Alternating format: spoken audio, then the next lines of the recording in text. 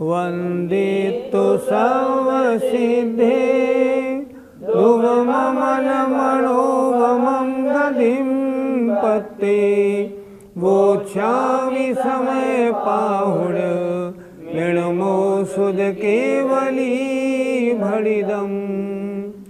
पंच परमेष्ठी भगवान की जय। पहले इसी अजीवाधिकार की जो गाथा नंबर 60 पड़ी थी उसमें दिया था लेवय जीवठाणा न गुणठाणाय अथ जीवस्व। इस जीव के ना तो जीव स्थान है और ना गुण स्थान है। तो प्रश्न उठा जीव स्थान से क्या लेना। तब आचार्य ने गाथा नंबर 70 और 71 लिखी। आज ये दो गाथाएं हम इस ज्ञानशाला में करेंगे। गाथा नंबर 70 निकालें। आइए। एकम च दोणितिल्य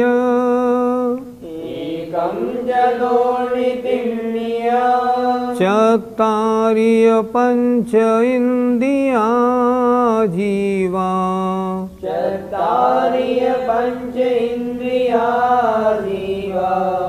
बादर पज्जतिदरा पैणीयोणाम कम्मस्स।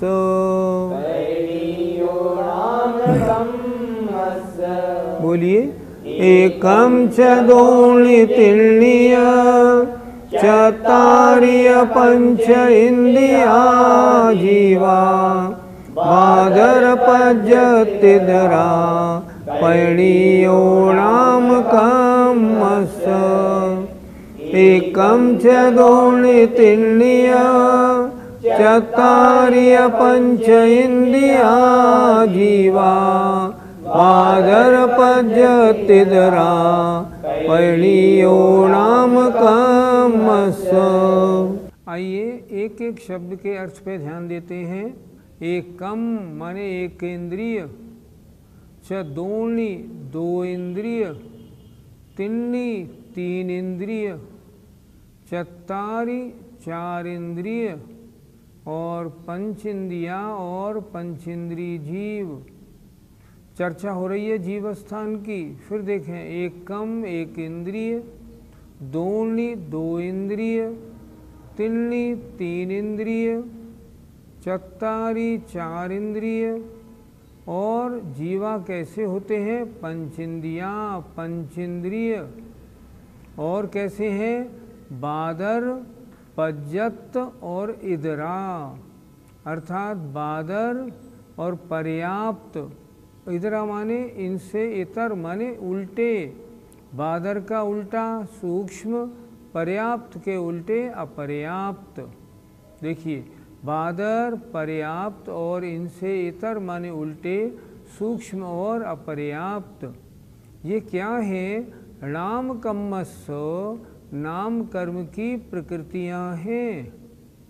ये जीव के स्वभाव नहीं, ये जीव का अपना परिणमन नहीं, ये तो नाम कर्म के उदय से होने वाला परिणमन है। फिर देखें एक इंद्रिय, दो इंद्रिय, तीन इंद्रिय, चार इंद्रिय, पांच इंद्रिय, जीव।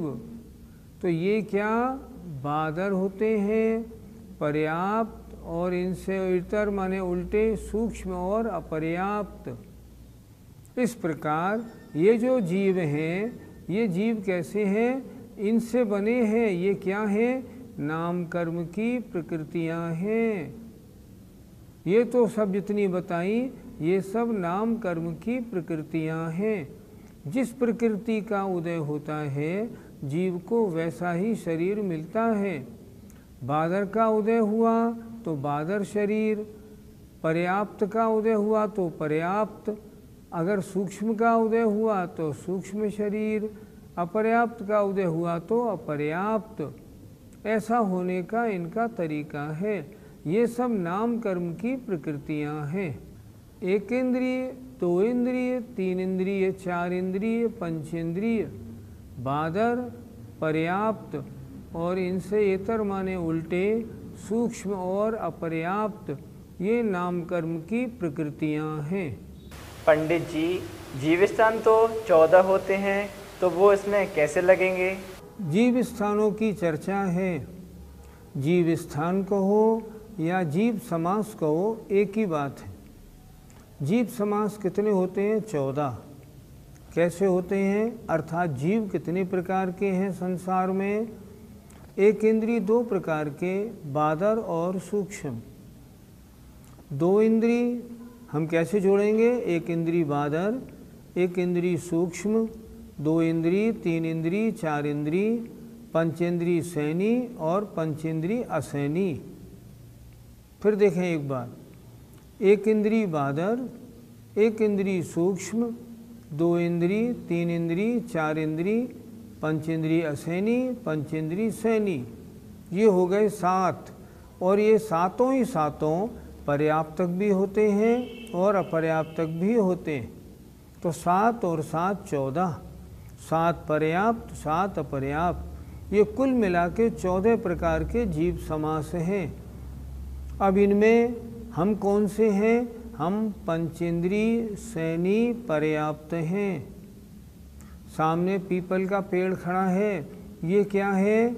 ये बादर एक इंद्रिय पर्याप्त है।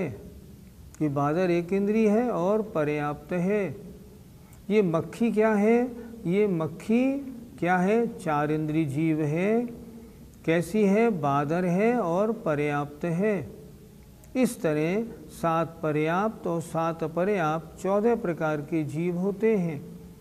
जब हम विग्रह गति में थे तो अपर्याप्त थे। उससे पहले जब तक पर्याप्ति पूरी नहीं हुई तब तक निवृत्त पर्याप्त थे, अब पर्याप्त हैं।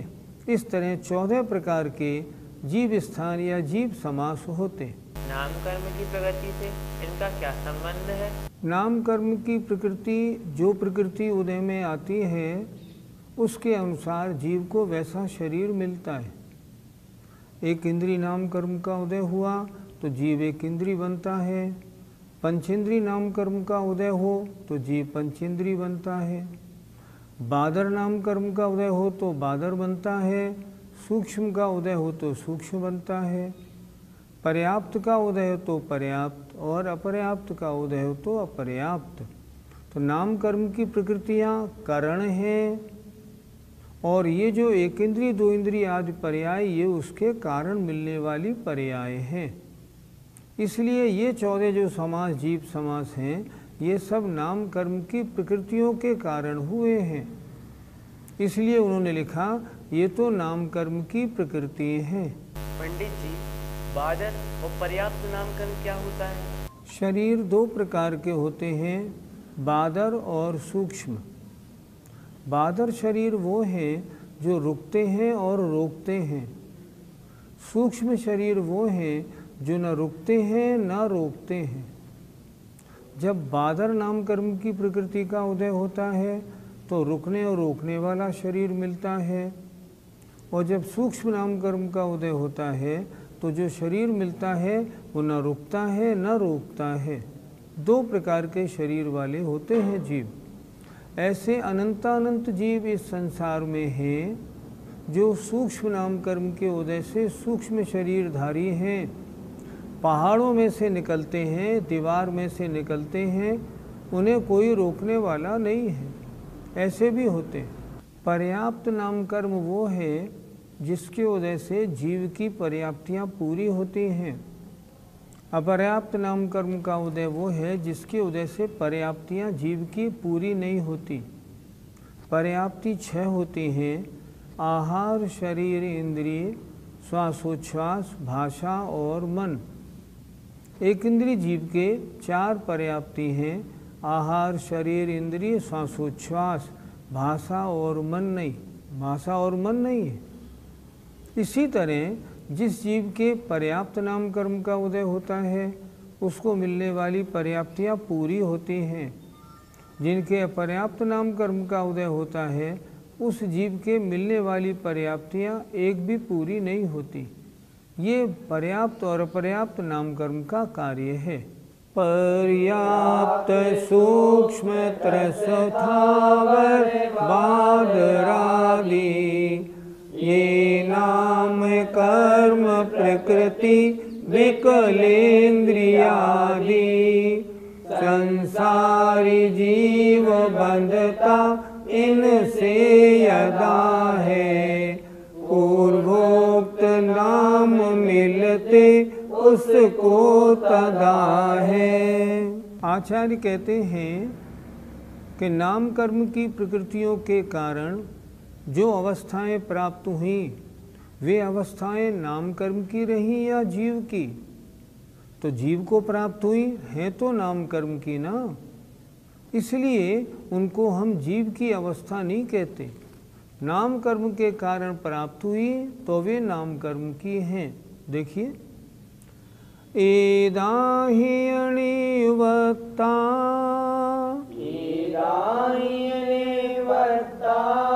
जीवठाणा दुकरण भूदाहि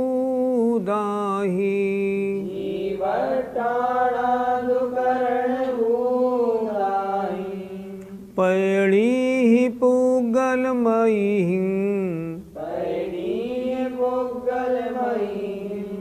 ताहि कहम भर्ण दे जीवो।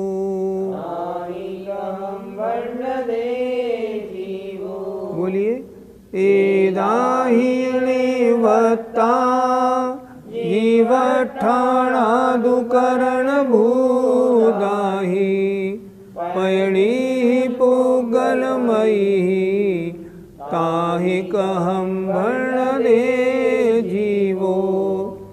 एदाहि अणिवत्ता जीवठाणा दुकरण भूदाहि पैणी पुगलमयी ताहि कहम भर्ण दे जीवो। शब्दार्थ देखें, एदाही माने इनसे, इनसे निवत्ता रचे गए हैं। किनसे रचे गए हैं? नाम कर्म की प्रकृतियों से। तब वे कौन रचे गए? जीवठाणा, जीव स्थान। क्या लिखा? ये जो जीव स्थान या जीव समास हैं ये इन नाम कर्म की प्रकृतियों से रचे गए हैं। नाम कर्म की प्रकृतियाँ करणभूत हैं, इनके कारण ये पर्याय प्राप्त हुए हैं। अर्थात इनसे करणभूत मतलब इनके द्वारा करण रूप होकर के ये जीव स्थान रचे गए हैं। तब पैणी ही प्रकृतियों से जो पुद्गलमयी ही जो पौद्गलिक हैं, अर्थात जो पौद्गलिक हैं ऐसी प्रकृतियों से जो रचे गए हैं, ताहि वे कहम माने किस प्रकार भर्णदे कहे जा सकते हैं जीव। अर्थात नाम कर्म की पुद्गल प्रकृतियों ने इन जीव स्थानों को रचा है करणभूत होकर। करणभूत होकर इन जीव स्थानों को किसने रचा? नाम कर्म की प्रकृतियों ने। तो जो इन प्रकृतियों के द्वारा रचे गए हैं, जो पौद्गलिक हैं, वे किस प्रकार जीव के कहे जा सकते हैं? नहीं कहे जा सकते। पुद्गल की कर्म प्रकृतियों के कारण जो जीव स्थान रचे गए हैं वे फिर किस प्रकार जीव के कहे जा सकते हैं? नहीं कहे जा सकते। फिर एक बार देखते हैं, इनसे अर्थात इन नाम कर्म की प्रकृतियों से ये करणभूत होकर करणभूता ही जीवठान ये जीव स्थान रचे गए हैं, बने हैं, प्राप्त हुए हैं। तो जो पौद्गलिक प्रकृतियां हैं उनसे जो रचे गए हैं, ऐसे वे जीव स्थान उनको कहम माने किस प्रकार जीव हम कहे जा सकते हैं, नहीं कहे जा सकते। पुद्गल की प्रकृतियों ने बनाए हैं तब तो वे अजीब या पौद्गलिक ही हैं। इन करणभूत प्रकृतियों से जो पौद्गलिक हैं उनसे ही जीव स्थान रचे गए हैं, अर्थात एक इंद्रिय, दो इंद्रिय आदि पर्याय प्राप्त हुए हैं। तब वे जीव मतलब वे यो जीव स्थान जीव किस प्रकार कहे जा सकते हैं? पंडित जी, जीव स्थानों को जीव के माने तो क्या आपत्ति? सारे जीव एक जैसे हैं, फिर एक इंद्रिय दो इंद्रिय अलग अलग अंतर क्यों पड़ा? अगर जीव स्थान जीव के हैं तो जीव स्थानों में अंतर क्यों पड़ा? अंतर इसलिए पड़ा, ये स्वाभाविक स्थान नहीं, ये वैभाविक स्थान है। ये वैभाविक स्थान क्यों है? कर्म के उदय के अनुसार बने हैं। फिर ये जीव के स्वभाव कैसे हो जाएंगे? जीव का स्वभाव तो हमेशा एक सा ही रहता है। ये जो अंतर पड़ा है ये तो कर्म के उदय के कारण पड़ा। तो कर्म के उदय के कारण जो भिन्न भिन्न जीवों में अंतर देखने को मिला, एक इंद्रिय है, बादर है, सूक्ष्म है और है, ये जीव का स्वभाव नहीं है।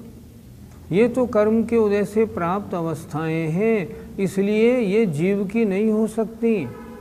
ये तो कर्म के उदय से प्राप्त हैं, कर्म की ही हैं। यहाँ समय सार जी ग्रंथ में अन्य के कारण होने वाले जो अवस्थाएं हैं उनको अन्य का ही कहा गया है। जैसे कर्म के उदय से आत्मा में राग द्वेष होते हैं, कर्म पुद्गल हैं, तो यहाँ आचार्य कहते हैं आत्मा में जो राग द्वेष हुए ये भी पौद्गलिक हैं। क्यों हैं?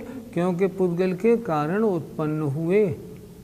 इसलिए जीव स्थान को अगर हम जीव मानेंगे तो बहुत आपत्ति आएगी।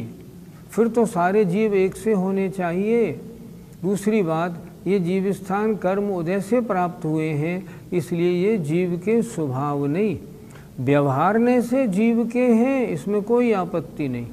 एक इंद्रिय दो इंद्रिय आदि अवस्था किसकी है? जीव की है, पर निश्चयने से जीव की नहीं है। पंडित जी, जीव और शरीर का संबंध कैसा है? जीव और शरीर का संबंध ऐसे समझे जैसे कोई नाटक करने वाला एक एक्टर है। कभी तो वो बाबा बन जाता है, कभी वो साफा रख के सिख बन जाता है, कभी दाढ़ी रख के मुसलमान बन जाता है, और आवश्यकता पड़ती है तो स्त्री का रूप भी धारण कर लेता है। तो क्या ये सब चीज़ें उसकी स्वभाव है? नहीं, स्वभाव नहीं। आवश्यकता के अनुसार नाटक में जैसा एक्शन देना होता है वो वैसा बन जाता है। उसी तरह ये आत्मा है, इसके जिस कर्म का उदय होता है वैसा शरीर इसको प्राप्त होता है। आत्मा और शरीर का संबंध ये तो अनादि से है, और जैसा शरीर मिलता कैसा है? जैसा कर्म का उदय होता है। बादर हुआ तो बादर, और सूक्ष्म हुआ तो सूक्ष्म, एक इंद्रिय हुआ तो एक इंद्रिय का, पंच इंद्रिय हुआ तो पंच इंद्रिय का। तो आत्मा और शरीर का संबंध उस एक्टर के समान है जो तरह तरह के वेश बदलता रहता है। इसी तरह आत्मा भी तरह तरह के कर्मों का जैसा उदय आता है, नई नई अवस्थाओं को धारण करता है, लेकिन ये मेरा स्वभाव नहीं। यहाँ अध्यात्म ग्रंथ है, ये हम क्यों पढ़ रहे हैं समय सार जी? मैं क्या हूँ ये मालूम पड़े। ये जो दिख रही है मेरी मनुष्य पर्याय, ये मेरा स्वभाव नहीं। जैसे मैंने कर्म किए थे उसके अनुसार मुझे ये पर्याय मिली है, ये मेरा स्वभाव नहीं। मेरा स्वभाव तो सिद्धों जैसा है, लेकिन मैंने अपने परिणामों में जो जो गलतियाँ पूर्व जन्मों में की हैं उनके अनुसार मुझे तरह तरह की पर्याय प्राप्त होती रहती हैं, पर वे मेरी स्वभाव नहीं, मेरी विभाव है। पंडित जी, आत्मा तरह तरह के कर्मों से क्यों बनता है? एक अच्छा श्लोक दिया है आचार्यों ने, बध्यते मुच्यते जीवः सममो निर्मम क्रमात् तस्मात् सर्व प्रयत्नेन निर्ममत्वं विचिन्तयेत्। इष्टोपदेश का ये श्लोक है। बध्यते मुच्यते जीव सममो, जीव अन्य पदार्थों से ममता करता है। ये स्त्री मेरी है, पुत्र मेरे हैं, घर मकान मेरा है, शरीर मेरा है, इसके कारण कर्मों से बंधता है।